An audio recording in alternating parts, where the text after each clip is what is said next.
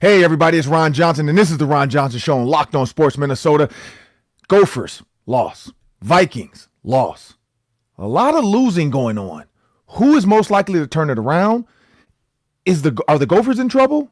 Are the Vikings in trouble? We'll talk about all that and much more coming up next on the Ron Johnson Show. Locked On Sports Minnesota podcast. It's endless Minnesota Vikings talk with the diverse voices of your local experts. Now the Ron Johnson Show. On the field, in the broadcast booth, Ron Johnson is Minnesota sports. He's played with them, hung out with them, and grown up with all the big names in Minnesota sports. They're hanging out with Ron Johnson. It's the Ron Johnson Show on the Locked On Sports Minnesota podcast. And it starts now.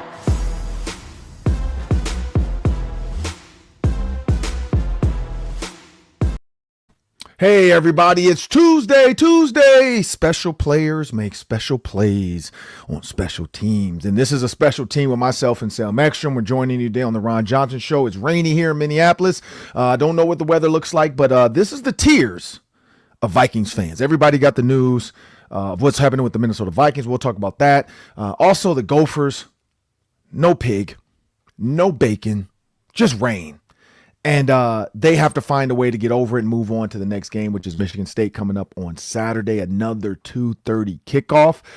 So we'll talk about all that and much more coming up next. But we want everybody to know today's episode is brought to you by FanDuel. Just download the FanDuel app by visiting FanDuel.com and win $300 in bonus bets if your first $5 bet wins. And again, I think I've given you some must wins, some easy wins. But in the NFL, it's been a lot of random underdogs beating some of these favorites. And the Jets came away with a win. Wasn't expecting that. I knew the Packers could beat the Steelers. I did pick that one. But some of these other games is just quite perplexing to what's going on in the NFL. It's quite the drama-laden losers finding ways to win and fans just shaking their heads like, I cannot believe I bet on that game. But hey, first $5 bet wins and you get $300 in bonus bet. So as I bring my producer to the show, Sam Ekstrom. Sam, Minnesota Vikings, it's Lions week. Mm-hmm. And you kind of want to move on to Lions week after last week versus the Eagles. But we did get the news. I don't know if you saw it right away, but I kind of had a heads up ahead of time, Sam. And the minute I heard Sam Darnold's shoulder was way worse than he was even letting on. Carson Wentz. Sorry. Carson Wentz is. I'm just wishing Sam Darnold was here. You're wishful thinking. I get it. But Carson Wentz, sorry, I'm still stuck in the Sam Darnold era. But Carson Wentz, shoulder worse than we assumed. Now, we saw the wincing. We saw the gritting and okay, I can do this. But Sam, the fact that he needs surgery, he shouldn't have went back out there after the first time it looked like his arm had fallen off. Like, I get wanting to grit it out as a player. I get all that. But look, there are no trophies for gritting it out as the backup quarterback. Like, there's none. Like, there's nobody that's going to look back on this season and say, man, Carson Wentz is one tough son of a bleep, bleep, bleep. No, nobody's doing that. Like, now, Matthew Stafford gets that trophy because in those situations where either his shoulder was dislocated or something was hurting, he went on and still led a game-winning drive to score. His team still won games. He's still a superstar in the league. Carson Wentz, on the other hand, you're not the starter of this team. So nobody's going to take that footage later and be like, oh, Carson Wentz was so tough. Look at this. His arm is out of the socket. You know, the labrum is torn, and he's just out there still gritting it through. Put Max Brosmer in. Stop that. Put Max Brosmer in. There was no reason to leave Carson Wentz out there. The Vikings ended up like 28-22. So, and maybe Max Brosmer would have come in and won the game. Who knows? He's healthy. He could have run. He wasn't worried about falling on that shoulder. Every time Carson Wentz fell, it hurt. That's what's crazy about that. The number of hits and sacks he took, the times he had to scramble, and we're just like, oh, dude, go down. Don't take a hit. It hurt. And if he could play with a torn whatever it was. Labrum, yeah. Yeah, torn labrum. You're telling me J.J. McCarthy can't get his ankle shot up and go out there with the high ankle sprain? So there must be either one, way more ligament damage than they're letting on, and they're trying to get him as close to 90% as possible because he's not going to be 100. You're never 100 after training camp. Everybody. Most guys enter to a game. Like, I hate when people say, like, oh, how you feel? I'm 100%. No, you're not. No, you're not. No, you're not. You're not 100%. You're nuts if you think you're 100. I mean, Sam, I don't know if you plug your phone in at night and then take it off. The minute you take your phone off the charger, it says 99%. Like, it'll say 100 for like 1 minute maybe, and then boom, 99%. That's what your body is never 100%. It is impossible. You are hurt, you are sore, you are beat up. And the one thing I think about that, right, is when you look at the injuries. I don't know why Max Brosmer wasn't brought to the game sooner, Sam. And so Vikings lore, right? You grew up in this. You've been around this. I haven't. I didn't get here until 98. So my first Vikings experience, to be honest, because when I was growing up, I didn't really watch a ton of NFL football. My dad played it. I played Madden. But back then, I wasn't sitting in front of a TV because I was an outside kid. Like Sundays, we were outside as long as we could. We watched every once in a while. We watch a Lions, maybe Packers game, maybe a Lions Bears game. Not sure. I don't even know were the Lions and Vikings even in the same division back then? Because I feel like back then it was like the Tampa Bay Buccaneers was kind of more of the Lions group, but maybe the Lions and the Vikings always been together. I just don't remember it as a kid. But 96, 95, 94. NFC Central, they called it then. And the Vikings were in that, right? The Vikings, Lions. It was the same 4 teams plus the Bucks, which makes no sense. See, and that's the one I remember is the Buccaneers. I don't know why that one, and maybe because Tony Dungy coached the Bucks too. That always kind of stuck out with me. Keyshawn Johnson played for the Bucks, so I was a Keyshawn fan. So maybe that's why I followed it. But I did watch Bucks game. Like I did watch like Bucks versus Lions. So it makes no sense to have Tampa Bay in that. I don't understand that one. That geographically makes no sense. I mean, you have the Kansas City Chiefs you could have pulled in. You have so many other teams before you go down to Tampa Bay. Like so many other teams in the NFC around you. The Eagles, I don't know if the Lions, one of the Eagles in that though, but the Eagles then had to be over there with the Cowboys and that. But just so many other options they could have had other than the Bucks. But anyway, you got the Tampa Bay Buccaneers in there. And so, Sam, I never noticed what was going on in Minnesota, but you grew up in this, Sam. So when you woke up to Carson Wentz out, JJ McCarthy starter, Max Brosmer backup, they're going to have to bring in, he's on IR, so they're going to have to bring in a third quarterback potentially, most likely to get them through OTAs, get to practice as far as practice squad stuff goes. I do know they want Max to get a lot of reps too, though. But Max Brosmer could be your backup quarterback, or do they try to go find another veteran to then say, okay, this is our backup? Because JJ being the emergency, I felt like that was always like, okay, Max is going to go in, but hey, long term, JJ, you can get out there. Do they bring somebody in? Probably. But Sam, does this feel just like, yep, this is what it's been like growing up, just absolute roller coaster of a year? Well, growing up, the backup quarterbacks usually worked out really well. Randall Cunningham, Jeff George, Gus Frerotte, Brad Johnson, Case Keenum, Sam Darnold even worked out pretty well. Like this is actually one of the times where it all fell off the rails. Yeah. And the information coming out about the severity of that shoulder injury that happened in London. I mean, Correct. He played the Eagles game and the Chargers game a short week. He had like the big black brace on his shoulder that didn't seem to help that much because he was dying. I can't believe that he played. And Ron, I'm sure you have an opinion on this, but like if someone is a backup quarterback, why would you be afraid to play them? Right? Like Max Brosner's the backup, and Kevin O'Connell's saying, well, it's not a great time for him to come in and make his debut. Like he's the backup. Don't you have a next man up mentality at any position on the field? They played Joe Huber in a big spot. That's an undrafted rookie, but they're afraid to play Max Brosmer. I've disagreed with a lot of the handling of the quarterback situation recently. That's just the latest example. I think that you have to trust the guys on the roster, whether they're veterans or rookies, and it's just not good management to put out someone who's that damaged. If they're 80%, 90%, that's one thing. Carson Wentz looked like he was about 40%, 30% out there. Yeah, as the kids would say, he was probably 67%, 6'7". He was probably, honestly, I was going to say 50 because I'm like one arm was working, one arm wasn't, but I'm going to say 67. He's got his legs in there. So I'm going to say 67%. He was out there.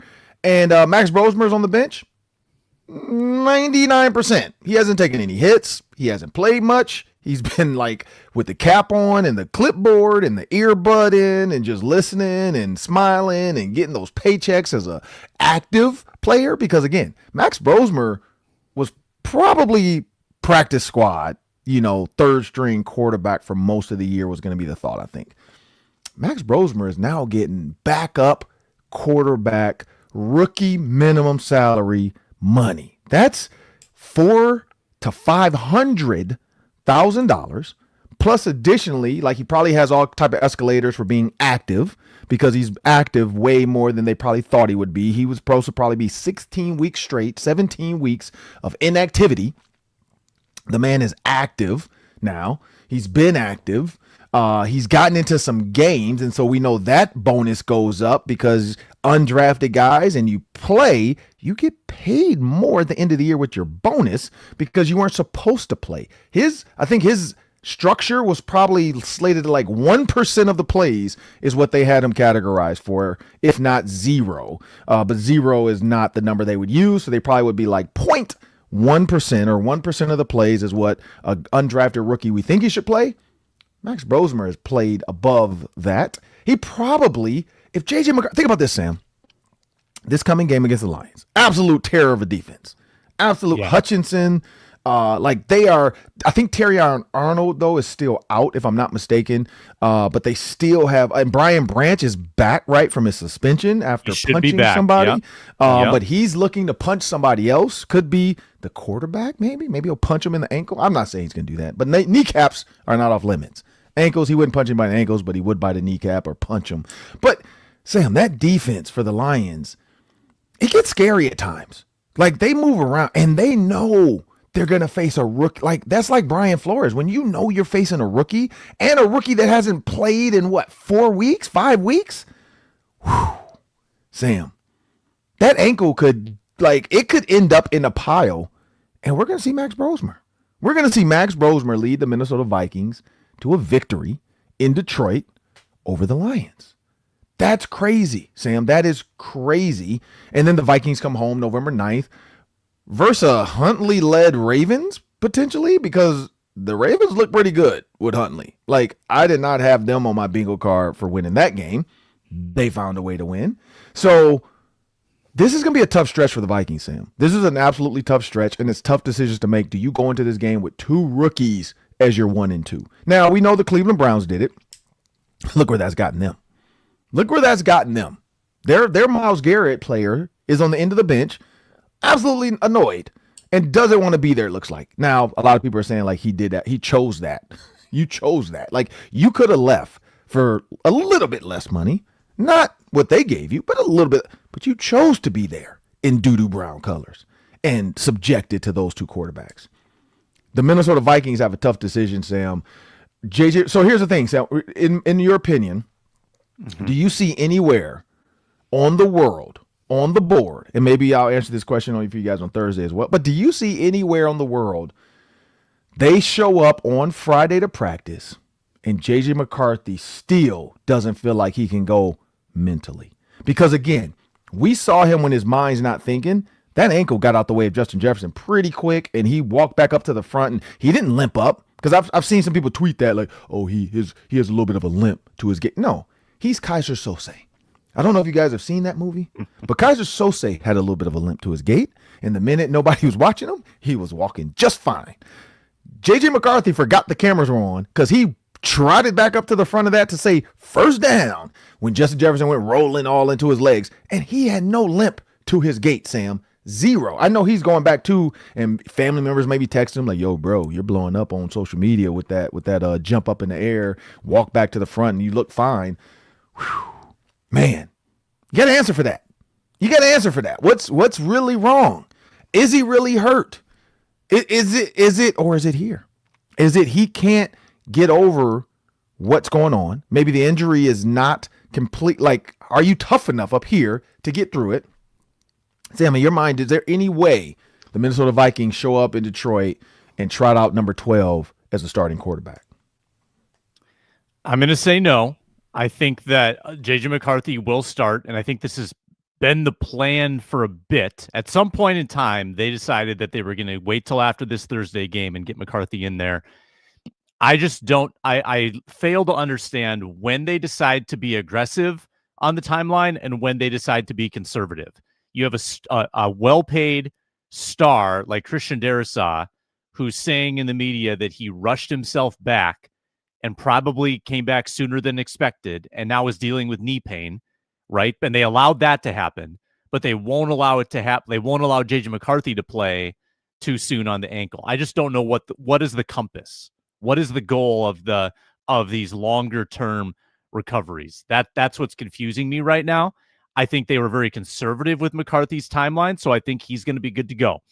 The question, Ron, is if he's not good to go when the game starts, if Brian Branch punches him in the ankle and they've got, I don't know what quarterback they're going to add, probably like a Desmond Ridder, then will they put in Max Brosmer? Are they going to be comfortable enough to allow number 12 to go in the game as the real backup? Because it seems like they're hesitant. It seems like they're very hesitant to do so.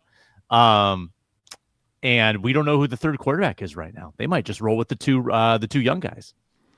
Yeah, and that's the thing. Like it's a Tuesday, so today is the players' day off.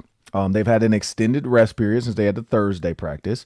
They probably, as a team, knew about this Carson Wentz because I'm guessing Friday when they got back to Minnesota and had the players come in for all the treatment, examination stuff. Now I do know some players might not have had to go back because we saw pictures of Ivan Pace at In-N-Out Burger in LA, so maybe he stayed out there and didn't come back with the team because if the coach allows that, which after a loss, I wouldn't even ask to stay. Like now I do know players plan that out ahead of time. Hey, coach, what's the plan after the game on Thursday? Hey, I don't need to see you guys back until Monday or Sunday night or something like that, Sunday afternoon. You like, hey, so I get Friday, Saturday off. Yep, you guys got Friday, Saturday off. And so players make plans based off that. Hey, no matter what happens in this game, see you guys Sunday afternoon or see you guys Monday. Whatever it was, some players do choose to stay. Now, after a loss like that, if I hadn't planned it out, I'm probably not asking to stay. But if it was pre-planned, then fine. But I'm pretty sure Carson Wentz, knowing what was going on, he had to go back. And the team knew. So they were prepared probably all weekend. They probably start reaching out to free agents and different guys, maybe other teams that maybe want to trade their quarterback. Maybe they're a Flacco trade too late. Man, Joe Flacco could have been a Viking. And we didn't do that. Aaron Rodgers could have been a Viking. Aaron Rodgers. So here's the thing. People keep complaining about Sam Darnold, and what's his name? Daniel Jones. They're doing great. But Daniel Jones didn't want to come back. So we can't keep crying over that because that's not even spilled milk. That's milk that just never left the refrigerator. Sam Darnold, on the other hand, we wouldn't have wanted him for $100 million. For everybody that says they would, you're a liar. You are lying to yourself in the moment. You are 100% lying to yourself that you would have been rah for $100 million Sam Darnold. You are lying to yourself. But there is that Aaron Rodgers guy that said he reached out to KOC. The KOC said I talked to him as a friend, just as a convenience, but we're going to go with J.J. McCarthy. Aaron Rodgers is like, yeah, I don't want to be a backup. Hey, man, bring me in for 1 year. Let JJ sit behind me. Let him learn from me, Aaron Rodgers. Look at what Jordan Love did by learning. Look at Aaron Rodgers did by learning. Look what Patrick Mahomes did by learning. Because people forget, Alex Smith was the starter before him. He got hurt, but Alex Smith was the starter. Look at Tom Brady. Drew Black, like there's been proven. Now, Peyton Manning struggled out the gate. Drew Brees struggled a little bit. RG3 did well, got hurt. Andrew Luck is probably one of the few that like went out as a rookie and it was like, well, okay, this guy's good. Like Andrew, but then he got hurt. But Andrew Luck, like, I think he's a Hall of Famer that had his career derailed by injury. Like he was really, really good. Like that's, and again, maybe it's the Stanford brain that he just like, oh, I got this. I'm good. I figured this out quick. But there's not a lot of rookies that go out there right away and dominate out the gate. Like I'm just going to, like, Jalen Hurts, he was so-so out the gate. Like, he was good, but he wasn't like Josh Allen. He was good, but Lamar Jackson might have been the one, but he can run the ball. Like, that was the one where it's like, whoa, this guy's good. Lamar Jackson is pretty good. But it's rare. And J.J. McCarthy, I don't feel like has the tools of some of those other guys, like a Josh Allen, where he's just going to come in and use his size to dominate certain and running the ball. Like Josh Allen, we knew was a runner. Lamar Jackson, runner. Patrick Mahomes uses his legs. Like, you got to have that. Andrew Luck was just super smart. But again, Sam, Aaron Rodgers is the only one that we should continue to be like annoyed at. Like, man, Aaron Rodgers with this offense would have been pretty good. Now, he can't run like he used to. So with this offensive line have left him out to dry and hurt his shoulder. But we saw the hit though, too. That's partly on Carson Wentz, right? Like, slide. Like, you're not getting a first down there. Just slide. So part of that goes to why coaches always say, dude, slide. Stop taking these hits. There was no way he was running through those guys going to get a first down. There was no way. And so in all intents, I hate that word because I don't know if that's the right phrase, but for purposes of this show, we're going to say, you're not getting that first down. Go down. Stay healthy. But Sam, we got to talk about the Gophers a little bit. But before we get to that, like, what is your thoughts on, is that the 1-2 you're thinking like, man, maybe Aaron Rodgers would have worked here? Yeah. Any of the offseason options would have probably gone better than what they've trotted out there. But Ron, your point about the Darnold thing is absolutely right. You cannot, with a straight face, say that you would have been on board with $100 million. Just like you wouldn't have been on board with the contract that Kirk Cousins got last year from the Falcons. Yeah. Everybody came out and said right away, oh, okay. All right, bye, Darnold. $100 million. Good luck, Seattle. Bye, Sam. It was nice. Nobody said, oh, the Vikings should have paid that money. I think everybody was excited about McCarthy, excited about having all that money to spend. They spent it. They had a shopping spree and free agency. They did everything they wanted to do. But injuries, Ron, can derail your season quickly, especially at the quarterback position. 2 quarterbacks, 2 injuries have occurred this year. And Darnold's been healthy. Jones has been healthy. Like, I should check FanDuel right now. Let's look at the MVP odds before we go to break. Let's see where those 2 guys stack up. And here's awards. Yeah. I'm about to say, as you're looking for that, here's the one thing I looked at. Lions, Ravens, 2 losses potentially there. Packers, Seahawks, 2 losses there. Commanders look good the other night. Like, Cowboys looking pretty good. 2 losses there. Lions, Packers at the end of the year. 2 losses there. Sam, with Bo Scatterbo being out, they have a chance to beat the Giants now. But that's, who knows, but they have a chance.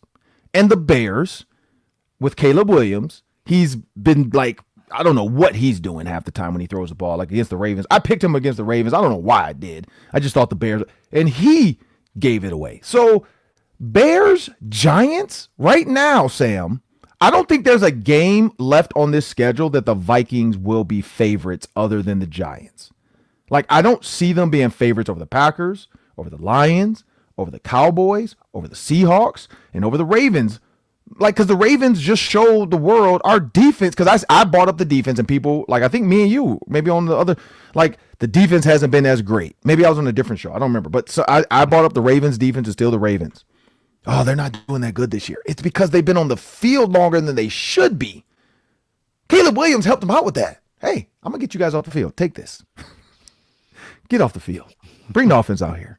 And then Huntley's out there running like crazy. So I don't see a potential game the rest of the way, like I said, other than the Commanders, because they could be missing their quarterback, the Giants without their running back.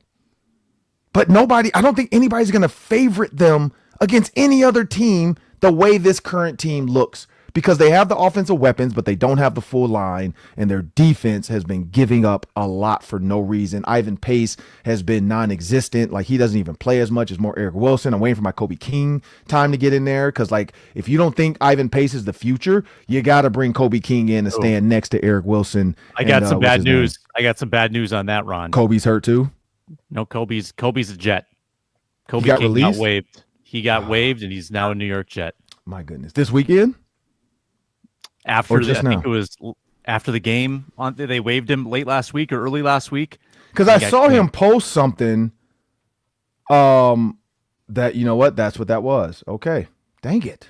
I forgot about that. He did post something. I knew you'd be bummed about that. Yeah, he did post something, but I thought he was posting that he just was injured because he kind of, you know how they do the post like, yeah, like this is not the end of my story.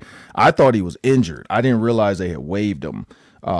Man, because I wasn't like after the game on Thursday, I kind of unplugged. I wasn't really paying attention to much because I'm like, look, I got to get ready for Sunday, and then we'll get ready for next week Sunday. Oh man, my guy Kobe. That sucks because that was my guy, man. That was my guy.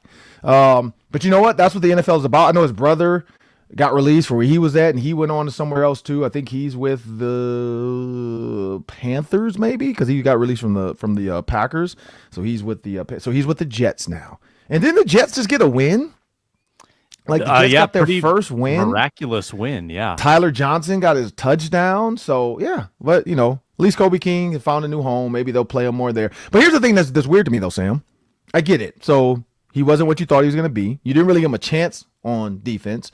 Maybe the waiving was because they got to bring in another quarterback. They got 17 players, Sam, on IR or hurt or inactive because of injury. 17. That's a lot.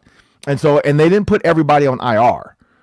So, you know, CJ Han, who knows, he might be out for a while or back on IR. I haven't seen what his status was, but he's wearing like a little cast thing now. So, man, like it's crazy. So, yeah, so Kobe King's gone. So now you got Eric Wilson, Ivan Pace. And Ivan Pace has been non-existent. Like I said, he didn't even play the game before that. And then this past game, I watched a couple plays. And then the passing game doesn't make sense to some of the stuff he's doing. It's like arbitrary. So maybe, you know, who knows? Maybe they have to bring in somebody else to, you know, maybe they're like, we need another backer outside of Cashman to play that role, and Kobe King just wasn't it. So, but we got to talk Gophers, Hawkeyes. It was the worst loss I've ever seen in my life. We'll talk about their outlook as well, and we'll do it all after a word from our sponsors. That sponsor is FanDuel. I looked up the MVP odds, by the way, and Daniel Jones is tied for 7th likeliest to win MVP. Sam Darnold is 11th likeliest. Two guys in the top 12 that could have been your QB. You can find those odds and plenty more at FanDuel. And if you're a new customer, you can bet $5 and get $300 in bonus bets if that first $5 bet wins. The NBA is back, so you can put together live wagers on the NBA. You can bet the next fourth quarter comeback. Same game parlay on the Timberwolves against the Lakers tomorrow night. Just keeps the game exciting when your team is making that late push. Head to FanDuel.com or download the FanDuel Sportsbook app and sign up today and play with FanDuel, an official sports betting partner of the NBA. Well, Sam, man, it's Kobe King, man. The news has really got me down a little bit right now. Yeah, it's a gut punch. It's a gut punch, you know. And I got to send him a little message this week, too, to tell him still love him, still praying for him, hoping he does well as a Jet. Unfortunately, the Minnesota Vikings will not see the Jets, so I'll probably have to wait till next year to catch up with my guy Kobe, or maybe in Detroit. But anyway, I'm Ron Johnson, Sam Ekstrom. This is the Ron Johnson Show on Locked On Sports Minnesota. Now it's time to talk Gophers. As a former Gopher, I know I beat Iowa 3 out of 4 times. I only beat Wisconsin once, though, out of 4 times. But I was able to beat both of them. I beat Penn State. I beat Michigan State. Like, when you look at this upcoming game for Michigan State, Michigan State in my era, beatable. We beat them both times, right? Even though they were good, they had Plaxico Burress. They had but we were 8-3. Like, we only played 11 games back to this. So people are like, wait. So we would have been 9-3 every year if we played 12 games back then, because we found a way to always beat those teams that we were supposed to beat. We did some dumb stuff, though. Like, we lost to Ohio University, but then beat Ohio State. What is that? Who does that? Backwards. Who beats Ohio or who loses to Ohio University but can beat Ohio State? Who loses to Indiana? We lost to Indiana, Sam, but we beat Penn State, who was number 2 in the country. So that's what Minnesota, like, we always find a way, and I don't know if it's just us. I don't know if it's the state of Minnesota being negative, and they don't just ride their team and love them. But it's always something, Sam. And here's one. This Iowa PJ Fleck era has been extremely weird. They beat Wisconsin when they weren't supposed to. Other than the fair, so people are going to always say this too. If it wasn't for an illegal fair catch or whatever, you guys don't even win that one. So PJ would be 0-9 0-9, Sam, versus the Hawkeyes without the invalid, it's called an invalid signal, because it wasn't a fair catch and it wasn't a Peter. It was like a pointing egg of the ball, and it was this. So even though the arm didn't go above the shoulder, as people would say, the hand wasn't above the shoulder. You can't judge it at full speed if I'm a referee and if I'm players, because all the players stopped and they assumed, because if he does that, you don't want it as a Gopher. I don't want the ball to touch me, because he's called it dead by saying Peter. Like, you can't say poison, Peter, or whatever, point at the ball and do this. You can't do any of that anymore, because if you do that, you're saying get away from the ball. That's what people, because it's not like a fair catch. They're saying you can't do anything like this. So he did it with one hand and he pointed, which is half of, there's the ball, get out the way, get out the way, get out the way, Peter. That's what the, for people that don't know, that's the invalid signal. You cannot do that anymore, because that became a game of coordinators saying, hey, just yell Peter, telling your team to get away and then go grab the ball and run, because nobody's over there. That's what was happening. So they had to make a rule to say, okay, let's stop this. Just like the tush push. At some point, somebody's going to look at parts of the tush push and say, okay, this is kind of illegal. We got to stop this. But that's what the invalid signal was. Invalid fair catch, invalid signal, whatever. Without that, Sam, Gophers lose that game. And PJ would be 0-9 of trying to get the pig. So your question to me was, is this the worst loss in Gophers history? PJ Fleck era. PJ Fleck era, not Gophers. Mason had some bad ones. Mason's weren't as bad as Brewster. Brewster had one of the worst ones. No. I think it was Iowa, and he lost like 55-0. And I was there for that at the Metrodome, and I walked out in like, I think it was like 40-something in the third quarter, if I go back and find that game. It was like Brewster's first year, because I remember at the Metrodome, and my friends were in town from Detroit. That's why it's really sticks out in my mind. All my friends that play college football. We were all grads at this point, though. We were done. I don't even remember the Brewster era. Like, was that 2008, 2007? I don't even remember when Brewster came in. Yeah. But when you look at, Tim Brewster and that's would have been a bad one. But for PJ Fleck, is that the worst loss? Here's the thing. Recency bias, right? So I'm a big recency bias guy. It feels like it. As a recency bias guy, it does feel like one of the worst losses, because like Ohio State, you could say was a bad one, but it's Ohio State. Like, I think everybody expected Ohio State to beat everybody they're beating the way they're doing. Like, yep, Minnesota 2007 was Tim Brewster. But when you think about that, I think kind of it feels like, because it felt like they should have won this game. Like, it felt like on paper when you walk into the stadium, they're like, the Gophers have a chance. And they had zero chance, Sam. I don't know. Does this feel like the worst in your opinion? Yeah, recency bias very, very much in play here as well. Like, losing to a team like Bowling Green is probably worse in terms of like opponent quality, but you expect your team to show up against a rival. Especially after they showed what they did against Nebraska. You said, okay, this defense has arrived. Jake Lindsey has arrived. And this was a total no-show. This was a 3-phase disaster. The offense, the defense, the special teams, nobody showed up. You expect your team to show up against a rival. And this often happens with the Gophers, Ron. They tease us. They get us excited. They set up these big matchups where you say, if they can just win this game, then we've got a contender on our hands. And oftentimes it's Iowa, it's Wisconsin. Somebody humbles them. And that happened again here. And it's getting tiring. It's getting tiring that the Gophers can beat the middle of the Big Ten. They can beat the middleweights. The second they take on a heavyweight, and I don't even know if Iowa's a heavyweight. They take on one of the top tier teams in the Big Ten. More often than not, this happens. If we're thinking about the worst loss, I mean, like the game against Wisconsin in 19, Ron, on that icy field, the TCF, where they could have made the Big Ten championship game with a win and kind of got blown out. That's probably the most disappointing loss for me. But this one, in terms of non-competitiveness, is probably number one. Yeah. And for those that, like me to follow up with numbers, it was 2008, Sam.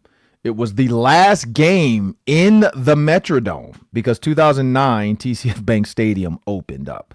So the last game ever for a Gopher football team at the Metrodome, just to say, bye Metrodome. We have our own stadium now. You left the Metrodome with a 55 to donut memory. Gophers versus Iowa. Sam, that was absolutely horrible, Sam. I don't know if you remember that game in 2008. How old were you in 2008? Yeah, no, I was 17. I was living and dying with those games. I probably had tuned out at that point. I probably wasn't really invested with the one. Because my memory was pretty good. Because I said 41-0 is when I left. That was in the third quarter. It was 41-0 in the third quarter, and then we left. And then we went to like some downtown restaurant that had TVs because it was like a sports bar-ish restaurant. And they piled on 2 more touchdowns just for good measure, just to say, hey, don't leave without this one before you head out of here. And that's back when stories were coming out. The social media wasn't out, I don't think, like big time like it is now, because if it was, it would have been all over Twitter and Instagram. But that's when fans were like stealing seats.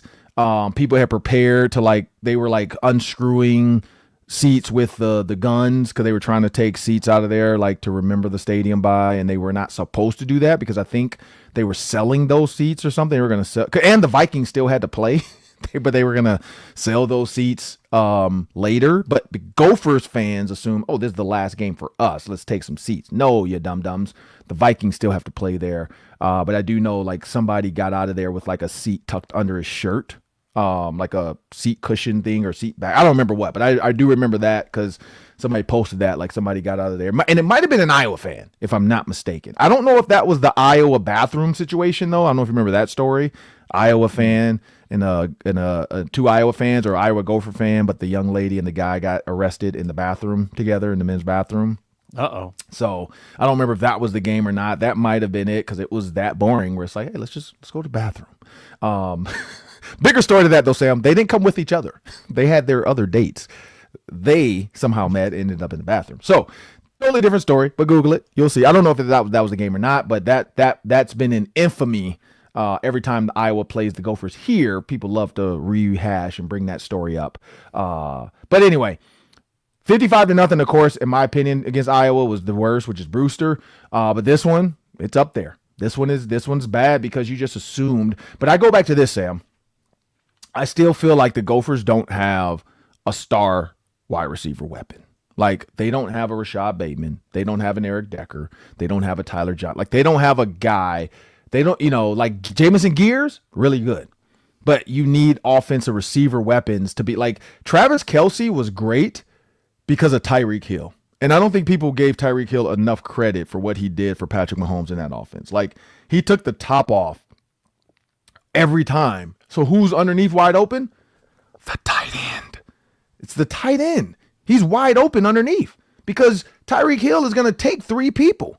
And then that's why in some of these big games, Patrick Mahomes is like, hey, let's run, or not Patrick Mahomes, what's his name? Eric Bieniemy, because let's not forget, he was the mastermind behind a lot of that, him and Andy Reid. But hey, let's run this, and this because they're going to be watching Travis this time. Who's wide open? Tyreek Hill. 50 yards down the field. So the Gophers don't have that, Sam. They don't have a take the top off guy. They don't have a guy they can just say, okay, 3rd and 7, we're going to this guy.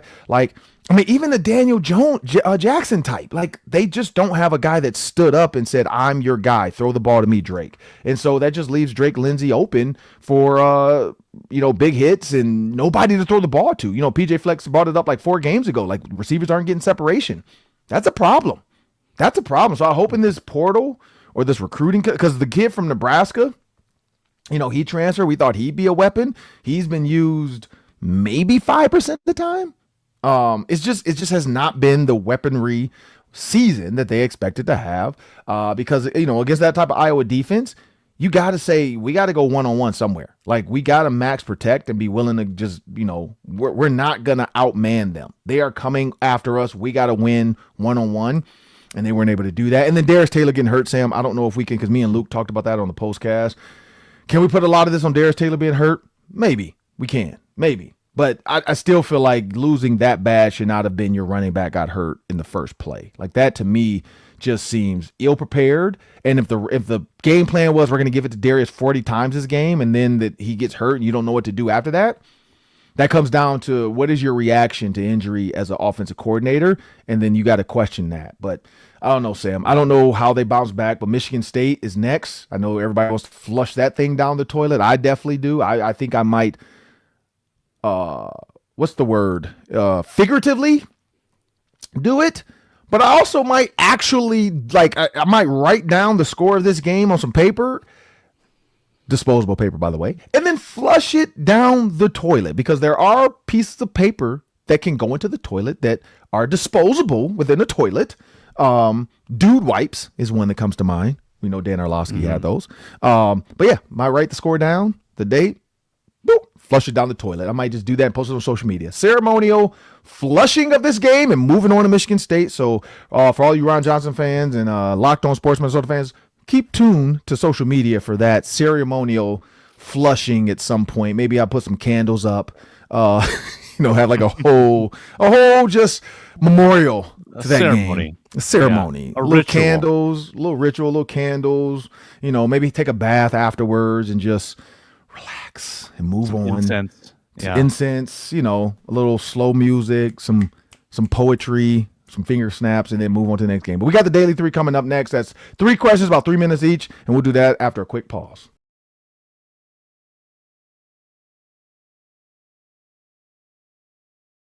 Well, now it's time for the Daily 3. That's 3 questions, about 3 minutes each today. Take it away, Sam. All right, let's talk a little Wolves. The Wolves played Denver last night. They lost 127-114. Their record drops to 2-2. That was their first game of a 2-week stretch without Anthony Edwards, hamstring injury.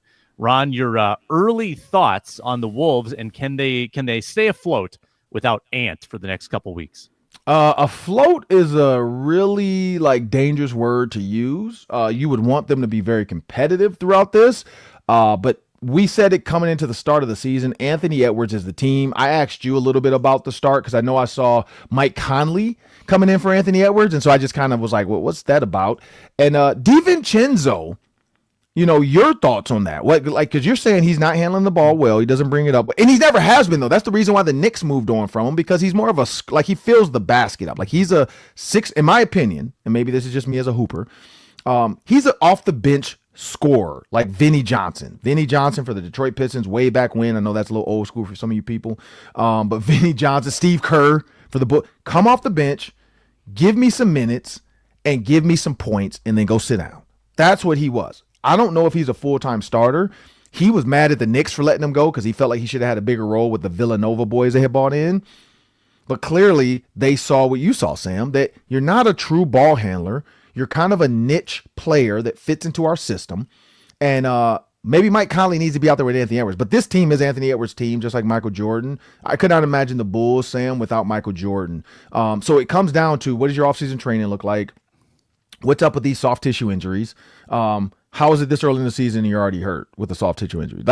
My thought is that you push yourself enough in this offseason. All the talk about, I'm coming back, I'm taking names, blah, blah. Did you push yourself enough in the offseason to not have these soft tissue injuries early on? I don't know, Sam. What are your thoughts? Yeah. Edwards has been one of the healthiest stars in the league the last few years, so you really hope that it's not catching up to him because he's pushed through injuries like no one else. DiVincenzo is an off-ball player. I'm just surprised they continue to evaluate him as some kind of ball handler because he's not. He goes 100 miles an hour, and he makes a lot of mistakes with the ball. When you're a point guard, you got to be controlled. You got to glide. You got to be the adult in the room. And Mike Conley provides that when he's on the floor. But biggest concern, and they're 2-2. No one's tripping yet. They have not played a great defensive game. The defense is struggling when Gobert's not on the floor and kind of struggling when Gobert is on the floor a little bit as well. They lose Nickeil Alexander-Walker. That's a big loss. But they got to get more defensively from their starting lineup because right now they're getting carved through. The Lakers shot 60%. And that's Nuggets, without LeBron. That's without LeBron-less. Yeah. And the Nuggets were about that good last night as well. I think the Nuggets scored on 30 out of 40 possessions in the second half, something like that. Wolves could not get stops. And here's the thing, though, Sam. before you go, I want you to continue though. But Anthony Edwards and Julius Randle both averaging 25. So that's a good start, right? That's what we wanted. We wanted to see this duo play together. Can they both be efficient and score? Here's the only issue I see too. Anthony Edwards going out this early. When he comes back, is that chemistry going to have to be restarted over again? Because that's what it always feels like with those two. Like they find a way to work together, and then something happens where it just gets weird, and then the media, hey, how do you feel about this? Like it's just like they had the DiVincenzo, 12, Naz Reid, 12, Jaden McDaniels, 16, Rudy Gobert, 9 rebounds, Julius Randle, he's leading in assists because he's kicking the ball out because, again, we always talked about that. Julius Randle, do not be a black hole when you get the ball. And you've seen this as a lefty, he puts that head down and you're like, oh, he's not passing this. He might have 2-3 guys banging into him.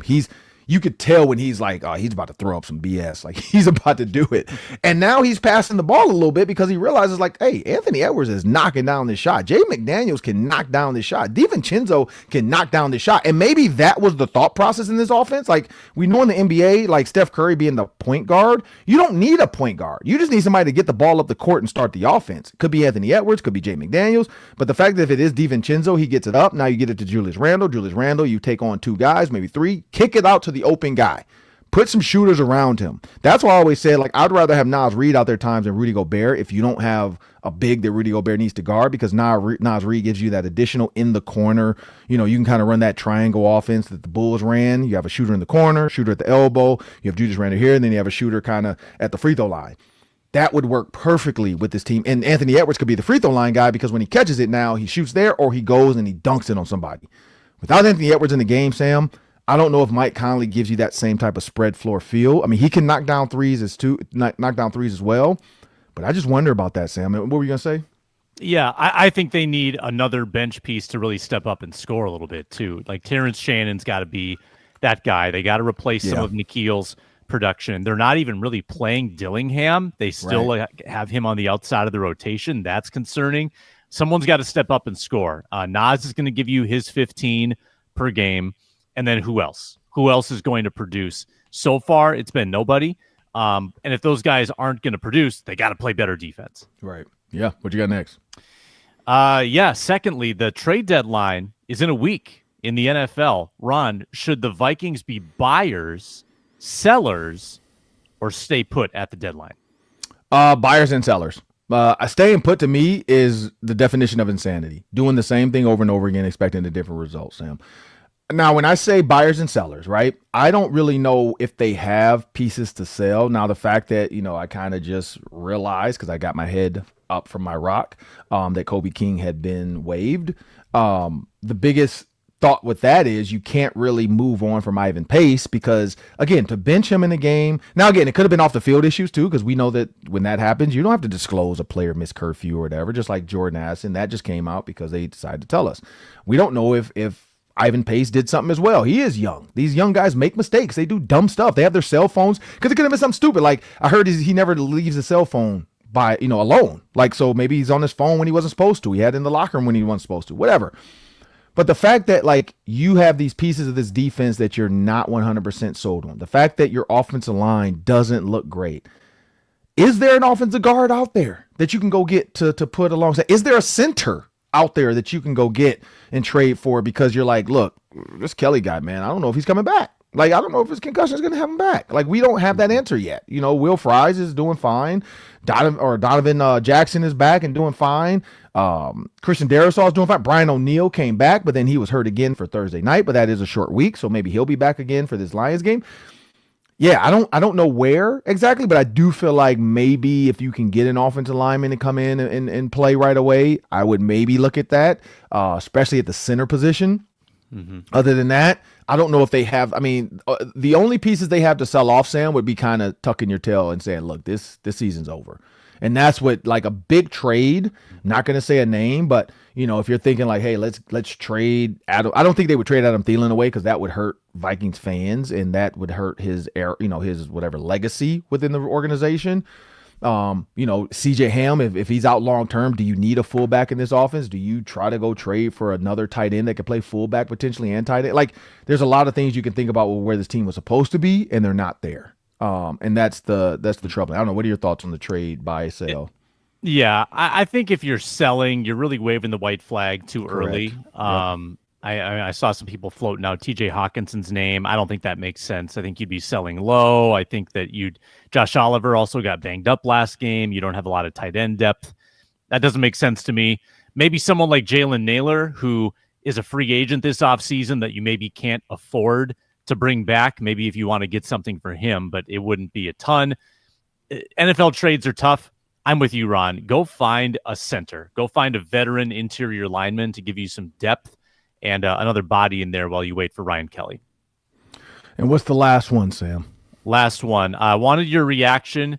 This dropped about Thursday, I think, last week. Mm-hmm. The NBA gambling scandal involving insider information. Mm-hmm. There was illegal poker games. Mm-hmm. The mafia's involved, and Chauncey Billups getting arrested. Your reaction to the whole thing? Well, gambling for some people, man, it's a thrill.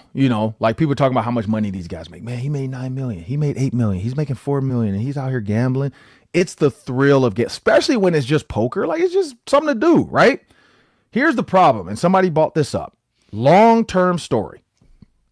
Plays in a poker game, high stakes, loses a lot of money. We've heard Charles Barkley losing, $800,000, $900,000 in Tahoe, right? We've heard those stories. Mm-hmm. Charles Barkley, though, lost money he had won, meaning he's not giving the money out of his pocket. The story I've heard from Charles Barkley, went to Tahoe for that golf thing, started off with $100,000, put his stack up. His stack went up to whatever, 800, 900,000, lost the stack. So did he lose that money? Yes. Was it his money to lose? Well, yeah, because you won it. It's your money. But no, it was the casino's money. So there's a different feel there with it's not your money anyway. You're like, oh, man, it wasn't mine to start. But then some players lose that amount of money. I don't want to pay that. Oh, okay, we have an idea. You tell me some insider information. I can pass it on to my people. We can make a ton of money. You don't have to pay us. Boom. Shares information without realizing what they're even doing with it. Happens once. Now you're on the hook. Hey, by the way, that tip you gave us about so-and-so's foot being hurt before anybody else knew and we bet on it because he wasn't going to play. Hey, we need that again. No, I'm good, man. Nope, you don't tell us, man. We're going to tell the NBA. At that point, should have been like, yep, fine, tell the NBA. Because is the mafia really going to tell the NBA? No, they're not. Like, they're not going to tell the NBA. And even if they do, it's going to be like, look, man, they set me up. Like, boom, move on. If this is happening, because if people are talking about like glasses they can see through cards and glass poker tables with sensors and all this other stuff and blah, blah, and it was a setup to steal money from other players they bought in, and, it was a whole thing. The mafia could win money off other players coming in losing money. Fine. That's outside of the gambling. Now, then you do have the Terry Rozier side of it with the actual games. Again, integrity of the game. That side of it, I think is wrong. Chauncey Billups' side of it, let's wait and see. Because I think there's two different stories, and they're trying to put them together and say this is all one thing. I think these are different stories, and that's what we're going to try to figure out moving forward. But in my opinion, it's a bad look on the NBA, and I know they're going to come down harsh on these guys as examples. I feel like this could be – Terry Rozier could be the Pete Rose situation. I don't know where Chauncey Billups goes as a coach. Mm-hmm. Well, the NBA allegedly investigated Rozier and cleared him, which makes the NBA look really bad because the FBI has got a little more at their disposal in terms of resources.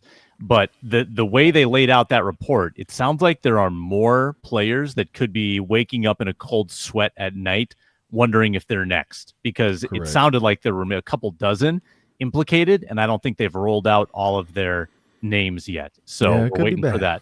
Could be bad. Could be bad. Hopefully no Wolves are implicated. Well, I'm Ron Johnson. That's Sam Extra. I didn't even think about that. Man, Minnesota, we can't deal with nothing else here. But I'm Ron Johnson. That's Sam Extra. Thank you for joining us on the Ron Johnson Show. Stay around this week, man. We got Jordan Hicks. We're going to figure out when, but we're going to do a separate Hang with Ron Johnson segment to get Jordan Hicks out there. Former Viking linebacker, went through some injury stuff with his leg, sat out, so he's had some good stories. And then we're going to try to get maybe Derek LeCaptain, not one of the bigger pieces of the Gophers team, but definitely a leader on the team, and have him maybe this week or next week as well on the Ron Johnson Show. So make sure you guys stay tuned for that. But remember, when you subscribe to Locked On Sports Minnesota, you're getting endless Vikings talk with local experts. Our squad shows are killing it. Make sure you guys check that out. And also, every Monday, Tuesday, Wednesday, Thursday, check us out on those, and more videos on Locked On Sports as well on our YouTube channel. So make sure you subscribe to that. Well, thank you guys. Have a great week, people.